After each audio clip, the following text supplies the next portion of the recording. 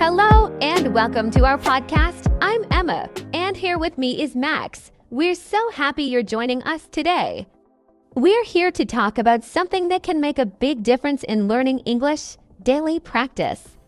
Now, I know practice sounds like something serious, but we'll show you it can actually be simple and fun. Exactly. Hey, Emma, when we say daily practice, what comes to mind for you? I think a lot of people picture sitting down with a textbook every day. Oh, definitely, but daily practice doesn't have to be formal. It can be as simple as listening to a short video in English, reading an English article, or even talking to yourself in English. Practicing even a little each day can really help you get comfortable with the language. That's right. I like to compare it to exercising. You know, when we exercise, even for a few minutes each day, we start to feel stronger. English is the same. It's like a muscle that grows each time you use it. So even if you only have 5 minutes, you're still doing something really valuable for your learning. That's right. I like to compare it to exercising. You know, when we exercise, even for a few minutes each day, we start to feel stronger. English is the same. It's like a muscle that grows each time you use it. So even if you only have 5 minutes, you're still doing something really valuable for your learning. Great point. And what's fun about that is you're using real-life situations. You're not just memorizing words, you're connecting them to your actions. And over time, your mind will start thinking in English automatically. Yes, that's the goal, right? To think in English. Because when we start thinking in English, we're not translating in our heads anymore. And that makes speaking easier, faster, and a lot more natural. Exactly, Emma, and you know, it's amazing how these little daily habits can add up. Let's say someone spends just 10 minutes a day practicing English. That's over an hour a week, which is about 4 or 5 hours a month. That's a lot of practice. Well, when you put it like that, it's pretty powerful, right? So maybe the key is to make English practice part of everyday life. For example, if someone loves music, they could listen to one English song each day and try to sing along.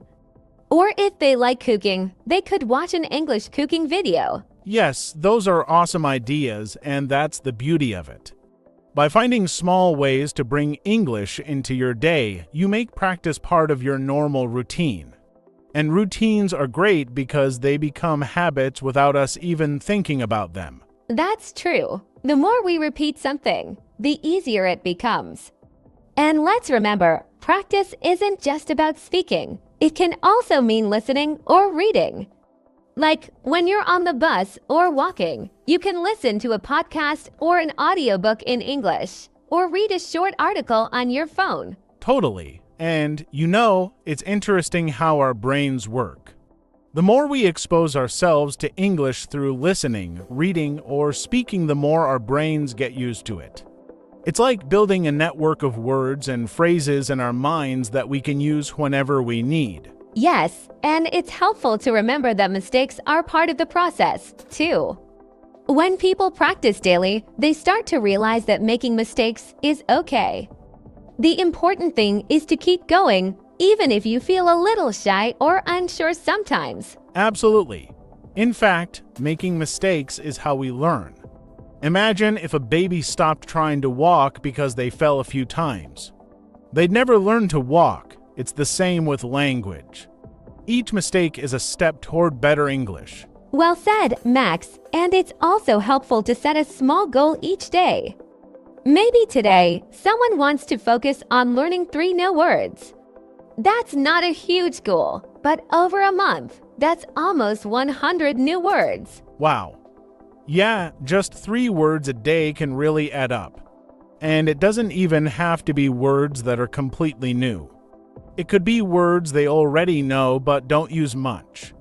Practicing those words and making them part of your vocabulary is super helpful. So true. And for everyone listening, remember that consistency is more important than doing a lot at once. Even if it's just 5 minutes a day, make it a habit, All right, so let's dive deeper. We talked about how small daily habits can really build up over time. But Emma, I was thinking, there are so many ways to practice. We should give some examples to make it easier for everyone to see just how many options there are, right? Great idea, Max. I think variety is key. When we change up our practice, we keep things interesting, and we might even enjoy it more. For instance, if you usually listen to music, maybe one day you could switch to a podcast or a YouTube video. Mixing up the types of content keeps your mind active, and you learn different words and accents too. Yes, and let's not forget about watching TV shows or movies in English. Even cartoons can be a great resource. They're fun, not too hard, and many have simple language and lots of visual cues. You can try watching with subtitles, and over time, maybe even turn them off to challenge yourself a little. That's a fantastic way to practice. Watching things you enjoy makes learning feel less like studying. And sometimes, people find that they start picking up on phrases or expressions that aren't in textbooks, which is pretty exciting. You know, real-life language that people actually use. Yes, exactly. And while we're talking about phrases, another great habit is to choose a phrase of the day. It's simple. Pick one phrase you'd like to use more, write it down, and find a way to say it at least once that day. It could be something like, "How's it going?" or "Sounds good to me." Oh, I love that. It's almost like a challenge. And by using a new phrase each day, you slowly build a library of expressions you're comfortable with. Plus, these are expressions you can use in different situations, which makes you sound more natural. Yes, and speaking of challenges, I think it's also fun to practice English by setting small, creative challenges for yourself. Like, you could decide to go a whole morning where everything you think about or talk about is in English. It doesn't have to be perfect, just try. It could be describing your breakfast, thinking about what you need to do next, anything, just to get your brain working in English. That's a fun idea, kind of like a mini English day. And the best part is, you're pushing your mind to think in English, which is so important. This can help with fluency and make English feel more natural to you. Even 5 minutes of this is so helpful. And if you do this regularly, maybe once or twice a week, it will become easier and easier. Another idea could be to use English for your hobbies. Like, if someone loves photography, they could try watching English tutorials about it or reading articles. Or if someone enjoys sports, they could watch interviews with athletes in English. It's like learning two things at once. Absolutely. And that's really powerful because you're not just learning words that you might forget. You're learning things you care about, so they stick in your memory. When you're interested, you stay focused, and that helps you learn faster. Yes, and that's the key, learning in a way that keeps you motivated. And it doesn't have to be just listening or reading. There's also writing. I know a lot of people find writing to be a bit scary, but it can be very helpful too. Even something small, like writing a short journal entry or a sentence about your day, can make a big difference. That's so true. And a journal is a great idea because it's private. No one else has to see it, so there's no pressure to be perfect. You can just write your thoughts, your goals, or even a list of things you did that day. And over time, you'll notice your writing improves. Exactly, and it's also nice to look back at what you've written and see your progress. You might notice that things you struggled with before become easier, and that's a great feeling. Also, writing can help you learn grammar naturally because you're practicing putting sentences together. Yes, and even little things like writing a shopping list in English or labeling things around your house with English words can help. If you put fridge on your refrigerator or window on your window, you see those words every day, and they stick with you. I love that idea. Small reminders around you can make a big difference. And speaking of reminders, you could also try using English on your phone. Change the language settings to English. That way, every time you pick up your phone, you're seeing English. Yes, that's a smart move. It can be a little tricky at first, but you get used to it quickly, and it's a really easy way to add more English into your day. It's amazing how much vocabulary you pick up just from seeing words like settings, calendar, and messages every day. Absolutely. And don't forget that English practice doesn't always need to be solo. If you have a friend or family member who's also learning English, you can practice together. Maybe have a conversation in English for a few minutes. It's a fun way to support each other. Oh, for sure. And if you don't know anyone nearby, there are online communities and language exchange partners. There are apps and websites where people can practice together, even if they're in different countries. It's such a great way to meet people and practice speaking. Yes, and it's amazing how many people want to help each other learn. It's also a chance to learn about different cultures while practicing English. It makes the process even more interesting. That's such a good point, Max. When you connect with others, you realize that learning English is more than just studying. It's about communication and connecting with people. And sometimes, that can be the most motivating thing of all. Exactly, Emma, and that's really the power of daily practice. Each time you use a bit of English, you're building your skills and getting more confident. You don't need to be perfect, you just need to keep going.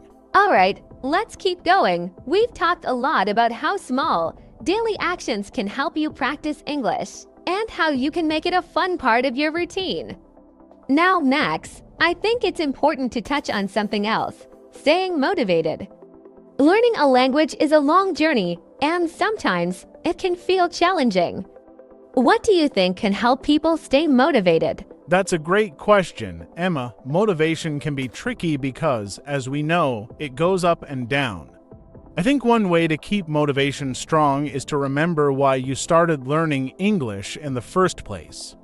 Maybe you want to travel, get a new job, or connect with friends and family who speak English. Whatever your reason, keeping it in mind can help you push through those tough days. Yes, that's so true. It's like having a little reminder of your goal. And I think another thing that helps is celebrating small wins. Like, if you finish reading an English article or understand a short video, that's progress. Recognizing these small steps can keep you going, even if they seem small at first. Absolutely, Emma, and that's something I think many people forget. They might think, oh, I just learned a few words today, it's not much, but every word you learn, every sentence you understand is one step closer to fluency. Language learning is really a journey of small steps, and they all add up. Exactly, Max. And here's another idea for staying motivated. Find something in English that you really enjoy. For example, if you love animals, you could follow a YouTube channel about animals or read articles about pets. Or if you like cooking, find recipes in English. When you connect English to something you already love, it doesn't feel like studying at all. That's so true, Emma, and it's actually more effective because you're learning in a way that feels natural. It's easier to remember words and phrases when they're related to something you're genuinely interested in.